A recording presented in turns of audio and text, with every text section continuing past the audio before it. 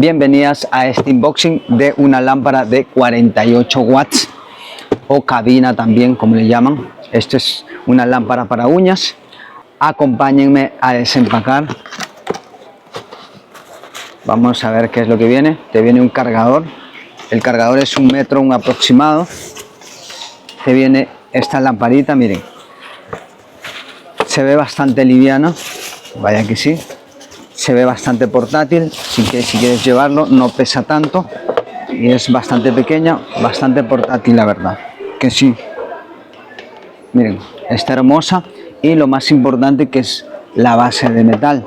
Cuando tienen la base de metal el secado es un poquito más rápido. Y ahora vamos a ver, miren, funciona así, es imantado, lo puedes colocar de una manera tan fácil, mira. Ya está. Te vienen 30 foquitos. 30 foquitos te vienen aquí. Miren. Aquí te viene un botoncito donde tú puedes apagar y también puedes prender.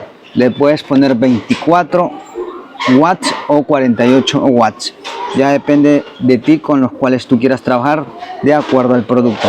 Te vienen 5 segundos con temporizador. Te viene con 30 segundos y también te viene 60 segundos. ¿Qué les parece? Está hermosa, ¿verdad? Y también tenemos dos colores, miren. Tenemos en este color rosadito y color blanco. Ahorita lo vamos a prender, ¿sí? Vamos a probarlo para que ustedes vean. Bien, ahorita vamos a probar esta lamparita. Miren, ya está prendida. Le queremos poner de más watts. De 48 watts, estaba en 24 watts y se aumentó, como ustedes verán. La verdad que es bastante ligera, bastante potente. Tienes en dos colores para que tú puedas elegir. Así que espero que les haya gustado.